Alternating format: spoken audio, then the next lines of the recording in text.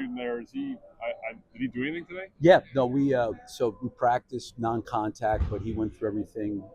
Isaac went through everything. Oh, but again, it's non-contact. Yeah. I'm hopeful tomorrow will be off.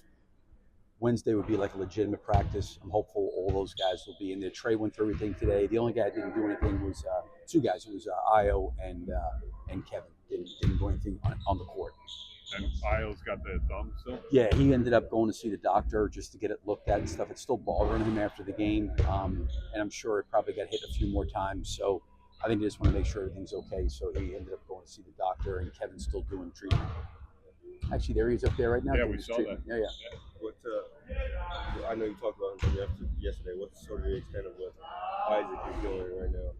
Like I said, he is like running and shooting and doing all that kind of stuff. The issue has been is kind of when he arches back, when he goes backwards like that, is what's caused him a problem. He says he feels much better, but I think until he gets out there and actually has some contact and some moving and cutting and to see actually how he feels, that will be the telltale. But everything that he's been able to do in a controlled setting, he's been fine with.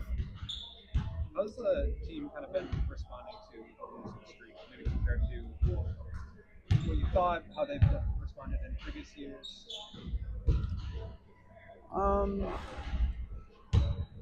I think they're all disappointed. I mean, this is just you sit there and you watch a lot of film on not only ourselves, but you're watching film on the opponent and who you're playing.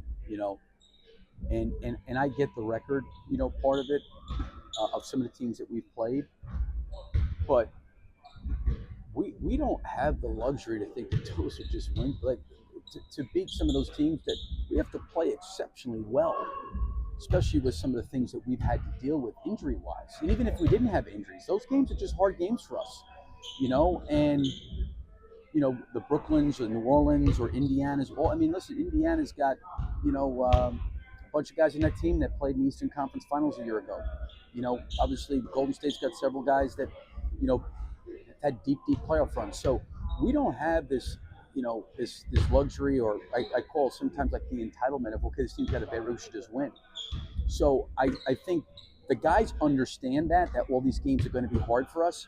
I think the disappointing part and for them and the frustrating part, is that collectively we have to play better to our identity,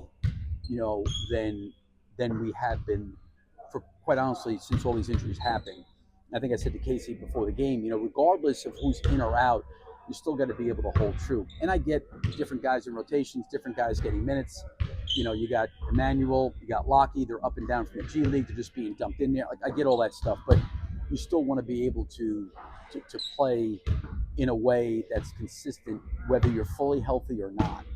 And all these games are going to be challenging for us. There's no easy games for us, and I think it's these other teams got NBA players and pro players and good players, and we have to play well. And a lot of it is the detailed little stuff. Last night it happened to be the block out and the rebounding. Sometimes it's been turnovers. We didn't shoot the ball particularly well. We have not shot the ball particularly well, but can you find other ways to have ways to win to offset a bad shooting night? Now, the frustrating part for me last night was, and I think even for those guys, is with whatever it was, 6 or 8 minutes to go in the game. I mean, we're in the game, and then it kind of loose balls, some 50-50s, some offensive rebounds. Butler makes a few plays. Next thing you know, the lead goes from wherever it was 8 to like 20, and then the game's kind of like out of reach at that point. So, that's the frustrating part. I think this disappointing part, that they know and they want to, I think, play better. But some of it is in the half court, both offensively and defensively. We've got to be better helping each other. We do not do a good enough job helping, and we all need each other's help. Whether it's being in the right position defensively to help in pick and roll, whether it's, setting a screen, setting up a screen, whether it's creating spacing. We've got to be 5 guys helping each other and working together, because we're not going to have, quote unquote, that guy that offensively that can just bail us out, or just say to Isaac, guard this guy and just take him out. We have to rely on each other. To your point about the rebounding, and I don't need to tell you this, but when you guys finished 15-5 last year, I think you were top 5 in defensive rebounding percentage, and in this stretch, this 5-0 start, you're bottom third of the league. Is it is it different? Is it consistent problems or is it different problems? Is it boxing out sometimes? Is it? What are you seeing with the defense rebound? So Indiana and I think Brooklyn maybe were like two of they were up there in terms of crash rate. They were very, very high crash rate teams. Okay. We did a pretty good job against those two teams. This game we didn't do a good job. I think there was two issues last night. The first one was our inability to control the ball either in space, and this has been a problem for us, or in pick and roll. And then all of a sudden we're pulling in help. The ball's getting sprayed. We're not closing well enough. We're in rotation, and some of it was rotational blockouts where, okay, Vooch is being forced to sprint to the corner to contest the three, and now the center's of the basket, and someone else has got to pick his man up, right? You may say, well, geez, that's a rotational blockout, and they maybe didn't see it. Well, when you don't block anybody out, that's a problem. At least try to find somebody. It was that, and then honestly, when some of the threes went up, we had a couple guys leaking down the floor, on plays, and then there was some times where we in the lane did not put bodies on people well enough. And quite honestly, it happened twice in a free throw situation where we give up two, and that's happened too much, in my opinion. And we've talked about that and put that on film. Like, the only thing you have to do on a free throw is block out. That's the only thing you have to do.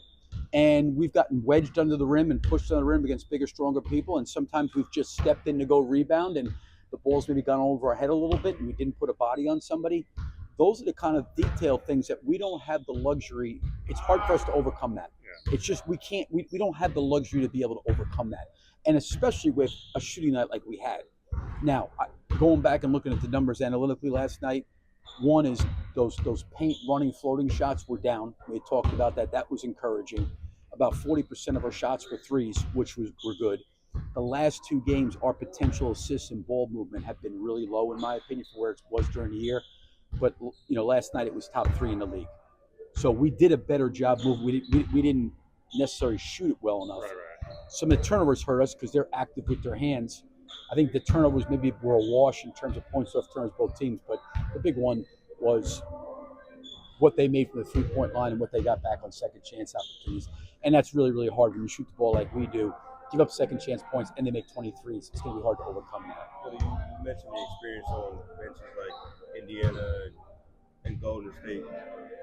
All that considered, like, is it more frustrating for you considering your group is not like, it's not like you're 19, 20, 21. Like, these are guys that are young but with experience. Does that make it more frustrating? Well, I mean, I think that, every team's always a little bit different. Certainly Vooch has been a veteran guy. I think Kevin, Zach, and Isaac, have been veteran guys, but they haven't been available. They haven't been there. A lot of it's been, Patrick's got some experience under their belt. So, again, I'm not blaming it all on the injuries, but, there are guys having to step up in more responsible roles. And to be honest with you, I think sometimes guys can realize how hard it is to consistently do that night in and night out. I'm not frustrated by that. I mean, Modest has got a growth that he's got to go through, quite honestly.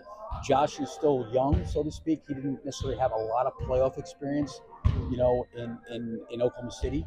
Kobe, obviously, I think is a veteran, has really tried to use his voice quite a bit, which has been good. But listen, for all of our guys, the experience of some of these teams that we played against in terms of that experience you're talking about, we don't have that experience. We just don't. Hopefully you can get it. Because some of those guys didn't have that experience either. You kind of gain it through going through some of those situations. Billy, when we talked to Josh a couple days ago, he kind of said that he felt like you guys were close. You just need to get one.